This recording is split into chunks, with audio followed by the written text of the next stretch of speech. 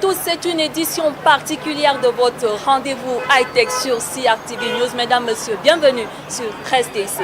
Aujourd'hui, nous faisons une incursion à Suptic Business Academy. C'est l'incubateur de start-up de l'école des postes et télécommunications et des technologies de l'information et de la communication.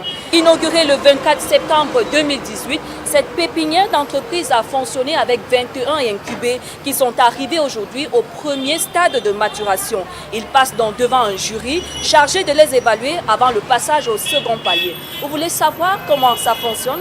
Venez, on va le découvrir ensemble.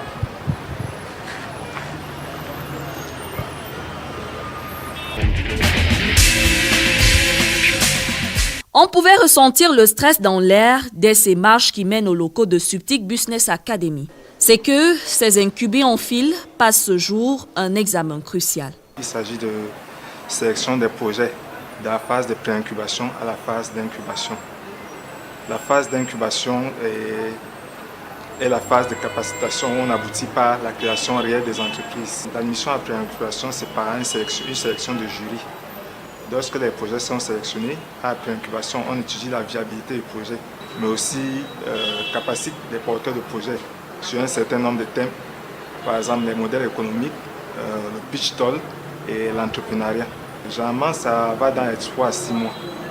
Par groupe de 3 porteurs de projets, ils doivent prouver au jury qu'ils sont dignes d'être admis au prochain palier de maturation. L'évaluation repose sur plusieurs critères. Les critères essentiels que nous utilisons en ce jour sont le pitch toll, c'est-à-dire le pitch toll, c'est comment présenter son projet en 1 minute, 1 minute 30 secondes.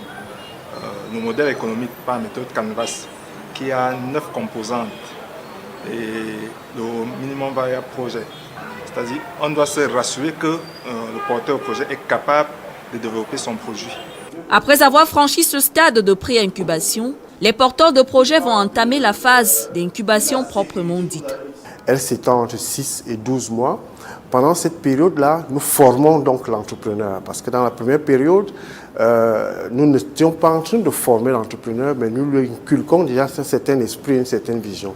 Dans la deuxième période, nous formons donc l'entrepreneur sur les aspects aussi variés que les ressources humaines, la gestion des ressources humaines, la recherche en financement, les formalités administratives, la gestion des conflits, le marketing et la commercialisation, l'innovation et bien d'autres. Et cette période s'achemine par l'élaboration d'un business plan pour le porteur de projet. Dans le business plan, effectivement, on va mener des études de marché, des études techniques et des études financières.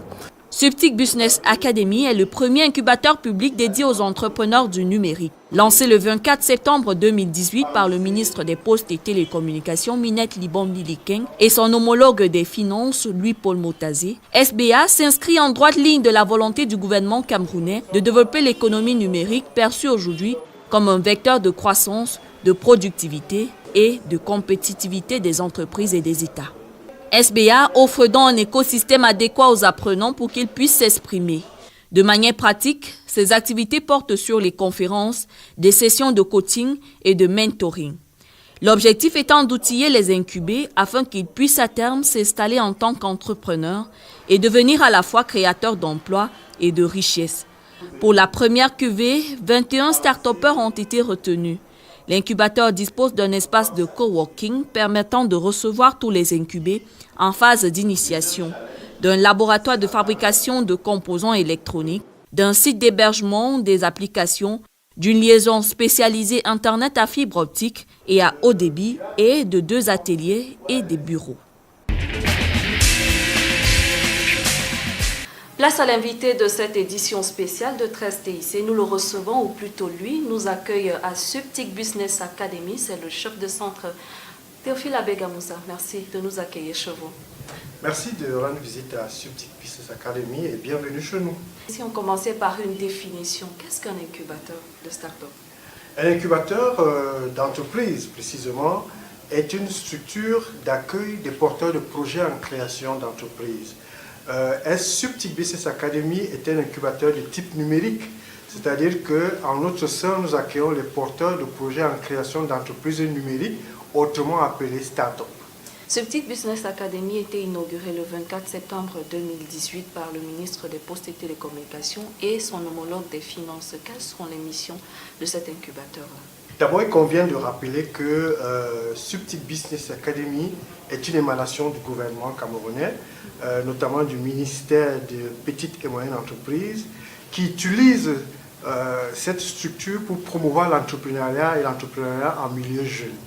Et Subtic Business Academy a été créé par arrêté conjoint du ministère des Postes et Télécommunications et du ministère de l'Enseignement supérieur le 17 juin 2017.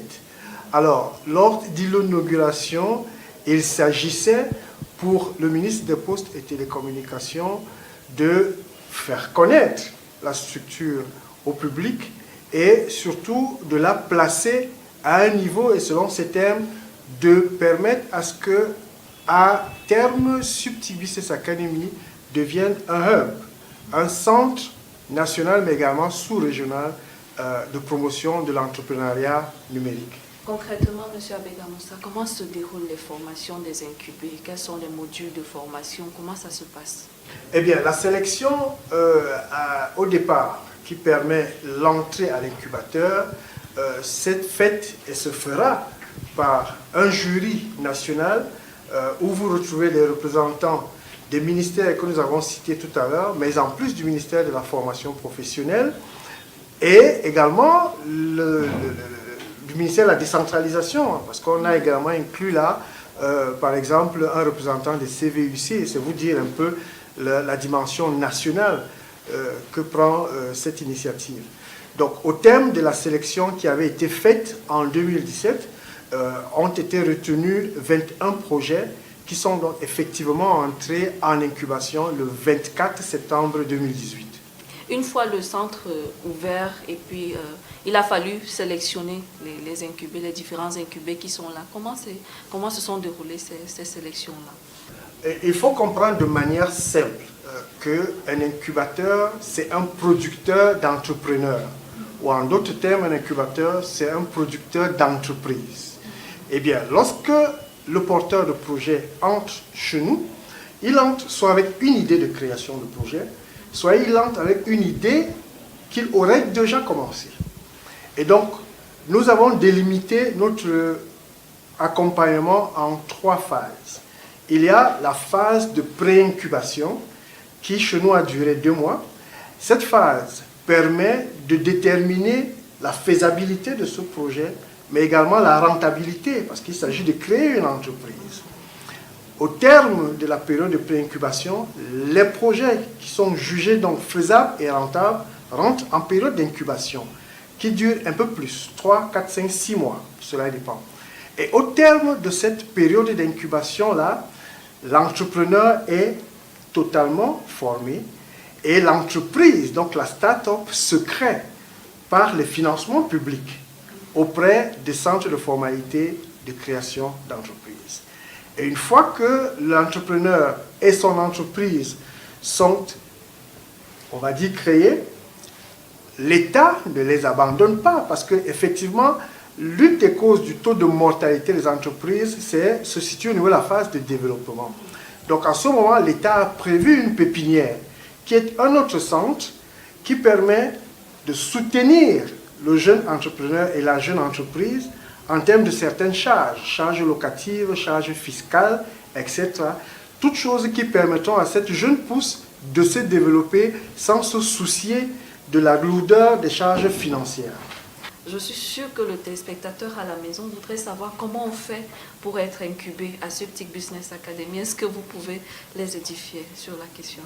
Pour entrer à Subtic Business Academy, le ministre de tutelle, c'est-à-dire le ministre des Postes et Télécommunications, lance un appel à manifestation qui est un appel à une manifestation nationale. Donc tous ceux qui sont porteurs de projets de création d'une entreprise numérique au niveau, n'est-ce pas, du triangle national, peuvent souscrire et soumettre leur projet. La première phase consiste en une étude des dossiers où on procède à une présélection. La dite présélection passera donc devant un jury qui va arrêter, n'est-ce pas, ceux des porteurs de projets qui pourront finalement entrer à l'incubateur. Merci Théophile Abeka Moussa d'avoir accepté d'être l'invité de 13 TIC sur CRTV News. C'est moi qui vous remercie. La découverte de cette édition spéciale de 13 TIC est un incubé de Subtic Business Academy. Serge Zambo est porteur d'un des meilleurs projets de cet incubateur de start-up. Voici son portrait. Je m'appelle Serge Zambo, je suis étudiant en Master 2 à Subtic.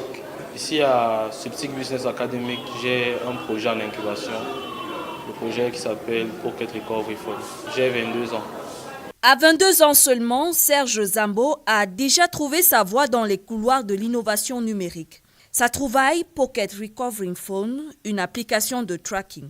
Pocket Recovery Phone, c'est un projet qui permet de pallier aux problèmes de vol ou d'égarement de smartphone. En fait, c'est un projet qui permet à ces différents utilisateurs d'être alarmés lorsque, par exemple, on vous soucie votre téléphone ou bien lorsque vous l'égarez. Il vous permet également de pouvoir, même si vous avez perdu votre téléphone, de retrouver toutes les données qui étaient comprises à l'intérieur de votre téléphone. Il s'agit d'une plateforme numérique composée d'une application préalablement installée dans votre mobile et d'un dispositif d'alerte que l'utilisateur devra toujours porter sur lui. Dans un téléphone mobile et qui fonctionne également avec un prototype, un dispositif électronique que la personne a également ce soir. Le dispositif aura plusieurs formes. Le dispositif peut avoir la forme d'un porte-clés ou bien même d'un pin qu'on peut mettre sur une veste. Seulement que la personne doit toujours l'avoir ce soir. Et le dispositif est connecté à l'application mobile de votre smartphone. Pocket Recovery Phone, bien qu'étant encore au stade de prototype, a déjà réussi à séduire plus d'un. Le ministère des Petites et Moyennes Entreprises a eu à organiser une séance de rencontre entre des investisseurs et des porteurs de projets. C'est au cours de cette séance dans l'échange que nous avons eu à présenter le prototype et son état actuel. Donc après cela, on est encore allé à une autre phase de la sélection. Donc nous avons encore eu à passer devant un grand jury qui se sont déjà intéressés par le projet. Donc nous sommes passés devant un grand jury et nous avons présenté le prototype. Et c'est comme ça qu'ils ont apprécié l'idée et on a eu à remporter ce prix-là. C'était le premier prix parmi les projets TIC au Cameroun. En attendant que Pocket Recovery Phone soit hébergé par une boutique d'applications, Serge et son équipe continuent à chercher des moyens de l'améliorer pour que le produit final soit sans défaut. Serge Zambo, féru de TIC, consacre ses heures perdues au chant choral et au sport. Quand j'ai un peu de temps libre, je m'en vais à la chorale. Parfois, je pars également au cinéma avec des amis, visionner des films, je m'occupe et je me divertis. Et j'aime aussi beaucoup le football. Mon joueur préféré, c'est Lionel Messi. C'est la fin de cette édition de 13 TIC spéciale incursion à Subtic Business Academy, l'incubateur de start-up. J'espère que vous avez été suffisamment édifiés autant que moi. Prenons rendez-vous sur nos plateformes d'échange Facebook et Twitter avec le hashtag 13TIC pour partager et échanger sur l'actualité numérique. Restez connectés, c'est CRTV News.